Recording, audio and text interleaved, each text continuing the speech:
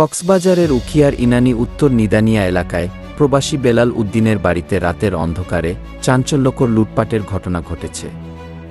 দুর্বৃত্তরা সোমবার ২৯ জুন রাত ১টার দিকে ঘরের দরজা ভেঙে ঢুকে নগদ ১৩ লাখ টাকা ও স্বর্ণালংকার সহ মূল্যবান জিনিসপত্র লুট করে নিয়ে যায়।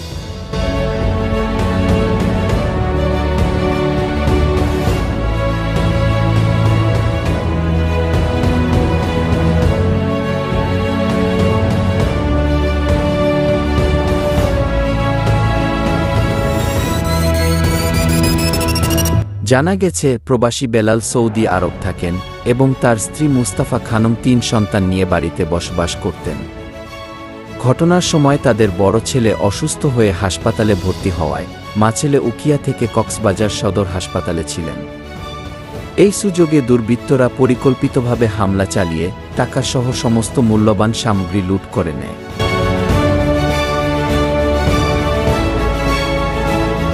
ভুক্তভোগী পরিবার জানিয়েছে, প্রতিবেশীদের মধ্যেই কেউ এই ঘটনার সাথে জড়িত থাকতে পারে বলে তাদের সন্দেহ রয়েছে। কারণ প্রবাস থেকে পাঠানো টাকার লেনদেন এবং জমি কেনার বিষয়টি আশেপাশের অনেকে জানতেন।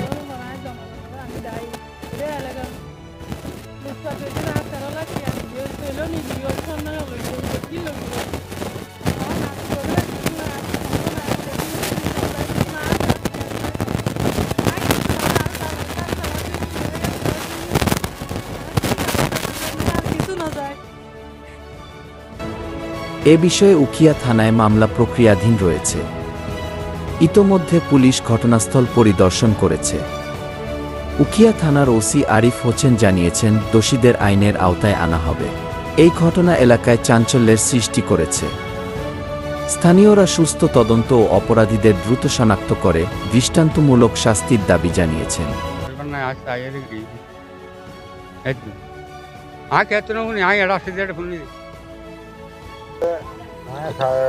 যেদিন ঘটনা ইয়ার আগের দিন এসাত তোমার পুলিশ ব্যাংক ধরি পুলিশ তার মাঝে কি মাছ চুরি করছি ডাকাতি করলি উৎপাত করে ফেলে তারপরে আসে দিয়ে লিখে শতবছর জানা এই শতবছর তুলে ইন দেখিয়ে তুলে মানুষের জন্য আধা আসছিল এখন চাইয়ে শীতে দিকে দেখিয়ে দিতে পারবে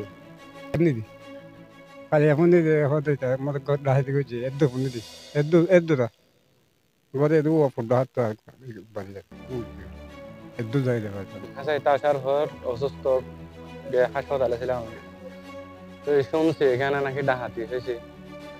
এখন আসছিলাম, আসার পর দেখছিলাম, দেখার পর লুটপাট এগুলো দেখছিলাম, দেখার পরে এটার বিশ্বাস হয়।